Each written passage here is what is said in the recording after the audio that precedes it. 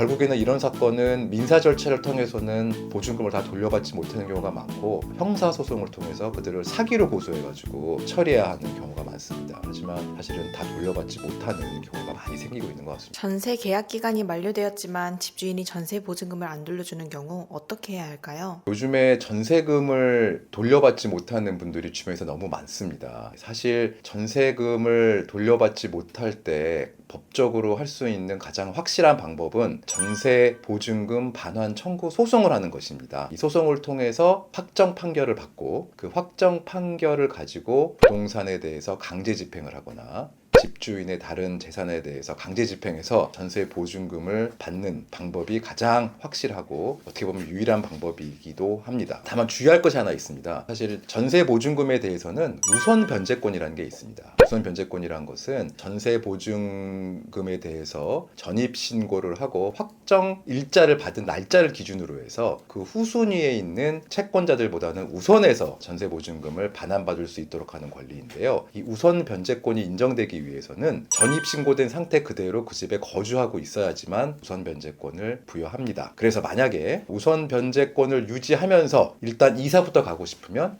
임차 등기 명령을 반드시 신청해야 됩니다. 그래서 임차 등기 명령을 통해서 내가 임차권이 있음을 받아놓고 이사를 해야 된다는 점 꼭 주의해야 합니다. 못 받은 전세 보증금을 돌려받으려면 소송밖에 방법이 없나요? 꼭 그런 건 아닙니다. 사실 소송은 시간도 많이 들고 또 비용도 많이 들지 않습니까? 그리고 스트레스도 많이 받죠. 그래서 소송을 하지 않고 해결하는 게 제일 좋죠. 그래서 변호사 명의의 내용 증명을 보인다거나 보통 내용 증명을 변호사로부터 받으면 사람들이 압박을 느끼거든요. 또는 지급 명령 절차라는 게 있습니다. 소송 가기 전 단계로 지급 명령 신청이라는 제도를 통해서 서류만으로 재판과 동일한 효과를 얻는 절차가 있습니다. 그래서 지급 명령이나 내용 증명을 통해서 사건을 소송 전에 해결하기도 합니다. 이런 거는 사실 집주인이 어떤 분이고 상황이 어떻고 과연 이걸 돌려받을 수 있는 상황인지를 종합적으로 살펴서 판단해야 되는 것이기 때문에 일률적으로 어떤 방법을 쓰는 것이 좋다는 것은 정할 수는 없고요. 각자의 상황에 맞춰서 판단을 해야 합니다. 요즘 전세 사기 사건이 많습니다. 변호사님에게도 상담이 많이 들어오나요?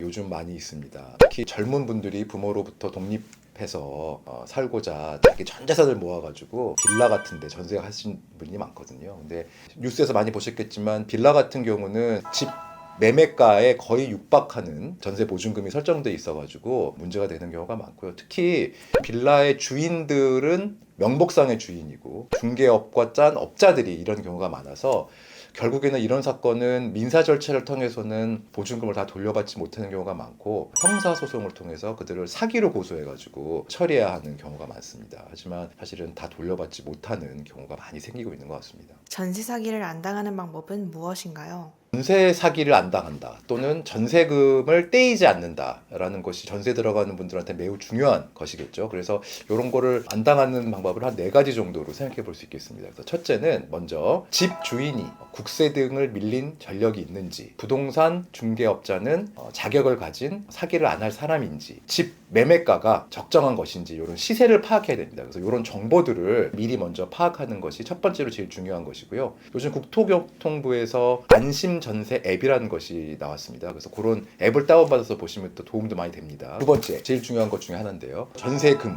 더하기 집주인이 빌린 돈이 있다면 이 돈의 합계가 매매가의 70%를 넘어서면 안 됩니다. 이걸 일종의 공식이라도 하는데요. 예를 한번 들어보겠습니다. 여러분들이 4억이 매매가인 빌라에 전세를 들어가려고 한다고 봤을 때요. 전세가 2억이라고 가정을 해보겠습니다. 그런데 이 집에 1억의 빚이 선순위 저당권이 잡혀있다고 생각을 해보면 전세금과 선순위 채무액의 합이 3억이지 않습니까? 근데 이것은 4억 매매가의 70%, 2억 8천을 넘어서는 지금 금액이죠. 그럼 이런 경우에는 위험한 물건이라고 할 수 있겠습니다. 그래서 이런 건 가급적으로 들어가지 않는 것이 좋습니다. 이거를 먼저 파악하기 위해서는 잘 시세를 파악을 하고 본인의 전세금이 위험한지 위험하지 않은지를 판단해야 합니다. 셋째는 전세 보증 보험을 들라는 것입니다. 전세 보증 보험은 국가에서 집주인이 전세금을 돌려주지 못할 때 대신 갚아주는 제도를 말하는데요. 요즘 이런 전세 보증 보험의 가입 기준을 좀 엄격하게 해서 올해부터는 총 매매 대금에서 전세가가 차지하는 비율이 높으면 전세 보증 보험 가입이 어렵도록 문턱을 높였습니다. 그래서 이렇게 전세 보증 보험에 가입하기 어려운 어려운 물건은 아예 거르는 것이 좋습니다. 그래서 꼭 전세 보증 보험을 들라는 말씀을 드리고 싶고요. 네 번째는 이건 좀 중요한 얘기인데요. 잔금을 치르기 전에 반드시 다시 한번